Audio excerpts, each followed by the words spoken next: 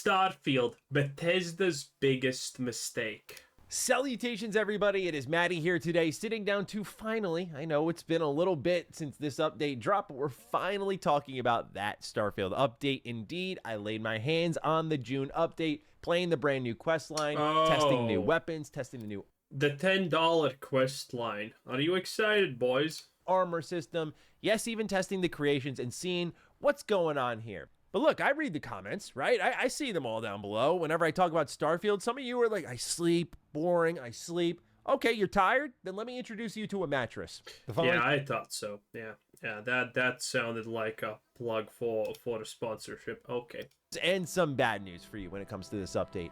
For starters, the good news. I think creations have a really high ceiling here.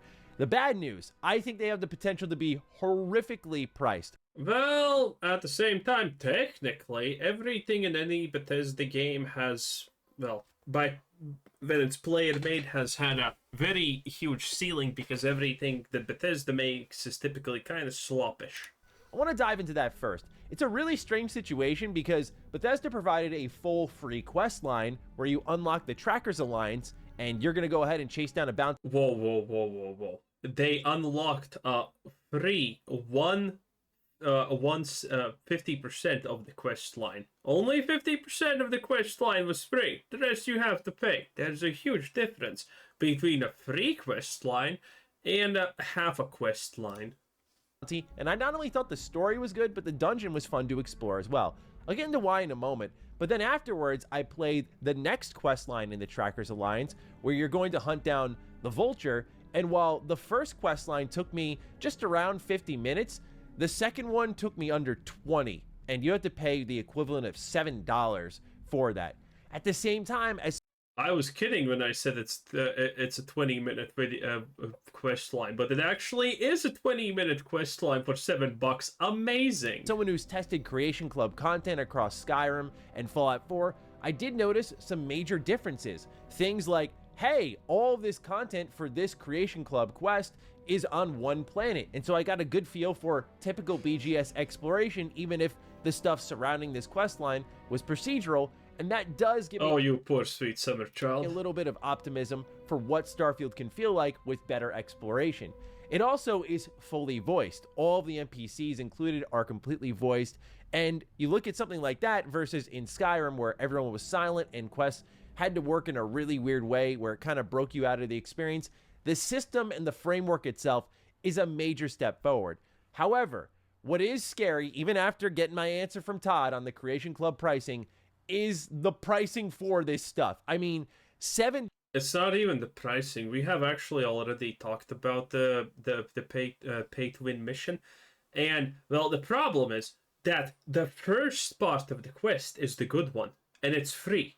It gives you dialogue, it gives you characters, it gives you this, it gives you that, it gives you a lot.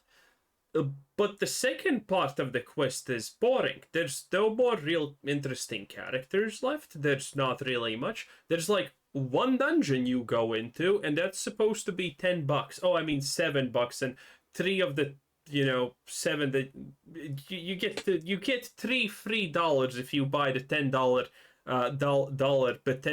Bethesda shop currency, and then you buy the 7 one. Think of it as three free dollars, that one.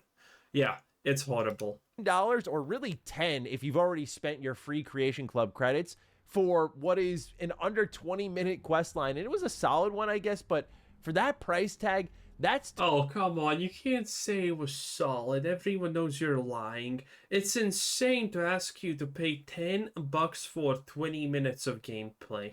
Tough to stomach, especially when you got Fallout 76 that just dropped for free, by the way, an entire map expansion, a new main quest line, new weapons, new enemies. And I get it, 76 does have the trifecta of monetization, so they have more money coming in, but Starfield not giving out this quest line for free, quite frankly, was a little jarring, especially because compared to the one they do give you for free, it adds very little. And I know Todd said the intention wasn't to fragment up an entire quest line or a faction, but I just don't even get the rationale for charging for this quest because frankly, compared to the free one, it adds very little. But I want to start off from a broad view. Going through the creations menu was pretty encouraging because there's already some cool stuff in there, and I really like how there's a mark for achievement friendly. Okay, listen, when you're selling a mission for $7, okay, let's just say 10. The fact that you can buy a plushie set for $3, does that make this whole deal look worse? Or does that make the $7 mission look better? Because $3 is just a bunch of plushies, and that's it. So, is the mission bad, or is the mission complete omega value, considering, well, plushies cost $3 already? I naturally already modded my game for Starfield when it first came out, so I've already lost access to getting more achievements on my main save file for the game, which is going to continue to hurt my soul as I put more and more hours into it. One day I'll 100% achievement hunt Starfield. But right now, this playthrough is not going to be the one. But they do mark certain creations like, hey, you can get this, you can enable it, and it's not going to affect your achievements. I like seeing that sort of stuff. Because honestly, as someone who likes to hunt achievements, sometimes I stay away from the mods because I don't want to mess that up. It's just that simple. So let's talk about this free quest versus the paid quest a bit. The free quest introduces you to the Trackers Alliance, and you're looking for a mysterious individual who's eluded this alliance for a while, and this is sort of your... Okay, how is this guy standing and expressing himself like an absolute prostitute, but is a guy at the same time? Am I only one getting this vibe? Your entry into the program quest. Okay, can you handle this line of work? So you're joined by Roach, and you go out to this space station, and there's a lot of zero gravity gunfights here, which is my favorite type of combat in Starfield. I think it's just where it really excels, so to have a whole dungeon built around that was really fun for me. Anyway, I won't spoil it for you, but you managed to track him down, and I like the way things kind of flip on their head toward the end of the quest. You get hit with a really good reward of a new arc wielder kind of weapon, like some Dead Space energy here, and I was using this thing all throughout the entirety of the paid Creation Club quest because it was just so fun to use. I was just mowing everyone down with it. I also got a new cutter that has a new skin on it. I guess you could use this as well if you want to. There's a whole new armor set if you're interested in that, which I messed around with, and that was also very strong. So you get a good set of equipment, a decent quest line that I found intriguing with a lot of dialogue options, a lot of NPCs littered about the Trackers Alliance that you can... But that's the first part. Well, you know, a lot of dialogue is purely subjective here. And not at all objective. I would say there's not a lot of dialogue in this quest, even in the first part, the better part, that's for free. Interact with. I mean, there's a lot of good stuff here for the free update. I was like, okay, pretty encouraging. And I felt like after that, seeing the Trackers Alliance quest in Creation Club, you know what? I could get down with a little bit more. Now, fortunately, Bethesda Game Studios did give us 1,000 free credits. That's if you own the premium edition, so keep that in mind. So for me, I already had 1,000 credits. It was kind of a moment of, I can blow this on whatever. I may as well do it on the next quest in this quest line. There were a few other things, like you could buy bobbleheads, a lot of interior decorating stuff, but I don't really utilize the settlement stuff at all in Starfield. I do utilize it in the ship now, but more so for like practicality purposes. Just, hey, I need all my crafting benches here, so I'm gonna create the room for that. Like, that is more interesting to me than just decorating stuff. So I was happy to spend those free credits on the quest line, and I imagine if you go from that angle, it's a little easier to stomach. But going into this quest line, once again, you have to hunt someone down. This time it's the Vulture. The way it's introduced is really cool. Someone's just sitting out in the middle of an abandoned military outpost, and he's like, hey, you shouldn't have come here. And I love how ominous it felt, because he's like, this dude has a bead on us right now. And from there, you're going to track him down to a cave on the other side of the planet, and from there you're going to track down this target of yours to a cave that's a couple hundred meters away. And so I actually got to explore on the planet continuously in Starfield, which you very seldom get a chance. Explore what exactly is my question, because what was there actually to explore in the first place? Let's be completely real. There's like 3 locations on the map, or however many they are. You start here, you go there, then you go there, and then you maybe go here because that's the end position. And between them, there's nothing really. Chance to do. And so it was actually nice to feel that out. That's where I say some of the ceiling is higher for Starfield and its creations and its expanded content and its updates, is that, oh, this is the flow I wanted from the base game. And you're seeing it's going to be gradually filled out bit by bit. You make it to the cave, you get more information on this individual, which brings you to a farm where you can hold his sister hostage. He then shows up. You can choose to kill him or not, and the quest ends. And when it ended, I will admit my authentic reaction was, what? Over already? Yeah, it was a little underwhelming in that regard. I can sit here as... Yeah, the boss fight looks epic. My authentic reaction was, what? Overall... Also, the laser shot is so poor. Already? Yeah, it was a... Also, it shoots a rainbow or something when you look really close. Little underwhelming in that regard. I can sit here as someone who's played a lot of BGS content and argue the quality measures have gone up compared to Creation Club in the past. Also, what does it mean you take his sister hostage?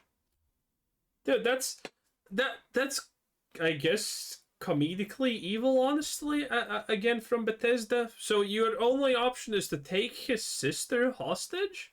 What if you're playing the good guy? And after you take him hostage, what is supposed to be the grand choice that you make? Do we kill him or not? Is that it? Because that's low and boring and dull, to say the least, honestly. Like, sheesh.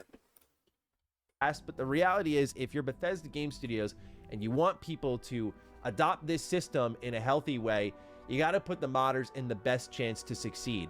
And that might be meaning you have to eat a couple of bucks up front to make this an easy to adopt system. Because if this short 20-minute quest line was running up $7, I am terrified to know what a bigger, more ambitious creation looks like in the terms of pricing.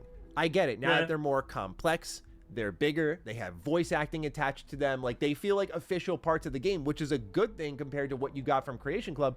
I get why they might have to charge more, but if Bethesda can kind of take the hardware approach that like Xbox and PlayStation, Nintendo do, like, hey, we're going to eat this cost up front so you can buy a lot of software. If Bethesda can eat the cost a little bit up front on creations for Starfield to make sure that we can kind of get this thing moving in the right direction before we start charging more, that'd be nice. At the end of the day, I agree with the consensus. Some of this stuff should just outright be free. It's kind of ridiculous that for what you got was an almost hour quest line for free, and then they're charging for an extra 20 minutes. And yeah, it's strange. I know Todd already said in my interview with him that they're going to investigate the pricing and what that'll look like, but he didn't really give us much beyond that, so we don't know if it's going to result in too much at all. Still, the questing was solid, but beyond that, they added a little bit more. So there's this new Astra's shop after you complete some of your hunts inside. Oh yeah, the shop where you buy stuff.